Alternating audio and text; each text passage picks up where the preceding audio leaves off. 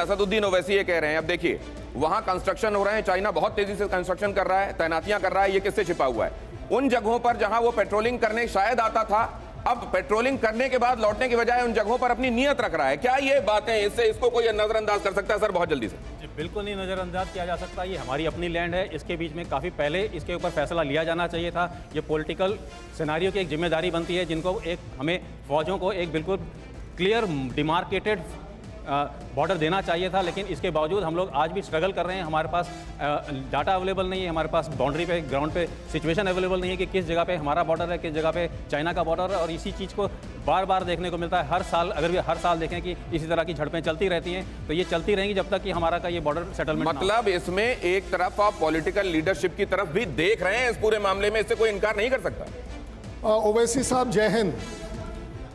ओवैसी साहब से मेरी दरखास्त है कि स्पेसिफिक डिटेल्स की बात। कृषि से हर दिन, हर महीने, हर साल, इतना ही नहीं आपके रिटायरमेंट के लिए भी पैसे कमाना है, फिर देरी किस बात की? फ्रीडम ऐप को अब भी डाउनलोड कीजिए। करेंगे जैसे उन्होंने अभी बोला कि पेंगोंग त्सो में स्टेटस को क्यों नहीं हुआ, मैं आपको गारंटी के साथ दे रहा हूं पेंगोंग त्सो में स्टेटस को है। आप गलत बोल रहे हैं, नहीं है। अब आ गई बात ब्रिज की। उन्होंने, मैं अब स्पेसिफिक बातें कर रहे हैं। अब हम ब्रिज जो पेंगोंग त्सो से आगे उन्होंने बनाया है, उनका अपना एरिया है, आज से नहीं है, 70 साल से है। मैं वो ब्रिज की बात नहीं कर रहा। ये हम क्लेम करते हैं, वो हमारा एरिया क्लेम्ड है। देखिए आप सुनिए सुनिए सुनिए, मेरी बात सुनिए। मैं ब्रिज की, मैं आपको कोट कर रहा हूं डोकलाम के ब्रिज की। चलिए कोई बात नहीं। और आप एक मिनट सर, आप मुझे आप इजाजत देंगे सर? आप इजाजत दें सर। आप पोंग सोंग सू लेक की बात कर रहे हैं, क्या आज हम वहां पर उसी जगह पर स्टेटस को एंटी रेस्टोर कर चुके हैं? आप देश को आश्वासन दे रहे हैं 2020 से पहले गलवान हुआ, क्या स्टेटस को एंटी रेस्टोर? आप गलवान नहीं नहीं सर, एक मिनट, नहीं आप एक एक कर करिए, आप एक एक कर। आप पेंगोंग त्सो की बात कर रहे हैं, मेरी बटालियन वहां है, इसलिए मैं आपको बता पा रहा हूं। आप और बड़ी अथॉरिटी से बता रहा हूं। क्या बता? वो अगर पहले फिंगर 5 पर थे, आज वो फिंगर 8 से पीछे हैं। और ये मेरी इंडियन आर्मी की काबिलियत है, ये मेरे नेगोशिएशन की काबिलियत है। आप क्या बात कर रहे हैं? आप इंडियन आर्मी के ऊपर ऐसे आसानी से नहीं बोल पाएंगे।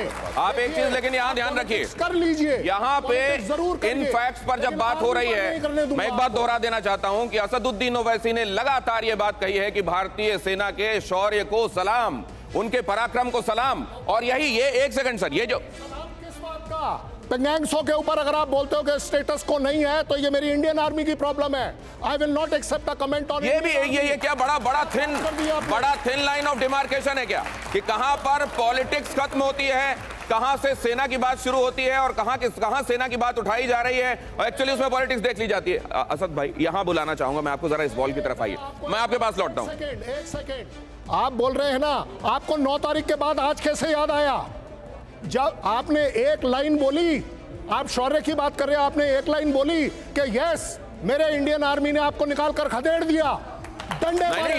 ये तो लगातार बात हो रही है। एक सेकंड सर, मैं इसको लिखा भी देता हूँ। आप जो कह रहे हैं उसका एलैबोरेशन।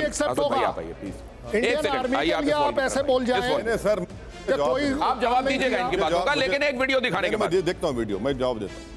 मेरा मानना यह है कि अगर नरेंद्र मोदी की सरकार भारत की सेना को इजाजत देगी, तो हम डेमचौक और डेमसाक से भी चीन को उखाड़ कर फेंक सकते हैं। नरेंद्र मोदी की सरकार पॉलिटिकल लीडरशिप दिखाना है, और आर्मी सुनती है पॉलिटिकल लीडरशिप को संविधान के तहत, नंबर 1। दूसरी बात यह है कि हमने गैर जरूरी वहां पर बफर जोन क्रिएट किया है, इसके सैटेलाइट इमेजेस हैं, स्टेटस को एंटी रेस्टोर नहीं हुआ है। मैं आपकी बहादुरी पर कोई भारत का कोई नागरिक नहीं उठा रहा उंगली, मैं नरेंद्र मोदी की बहादुरी पर सवाल उठा रहा हूं, उनकी सरकार पर। हमारे 20 जवान मर गए, सुनिए मेरी बात, और आप जो है बाली में जाकर चीन के प्रीमियर से उठकर मिलते हैं। सर उस पर मैं डिप्लोमेट के पास जाऊंगा। सुनिए, वो बहादुरी, मैं डिप्लोमेट, जो 20 लोग मर गए वो क्या हुआ? मैं डिप्लोमेट के पास। हाथ मिलाने के बाद फिर ये क्लैश होता है 9 तारीख का। कृषि से हर दिन, हर महीने, हर साल, इतना ही नहीं आपके रिटायरमेंट के लिए भी पैसे कमाना है, फिर देरी किस बात की? फ्रीडम ऐप को अब भी डाउनलोड कीजिए।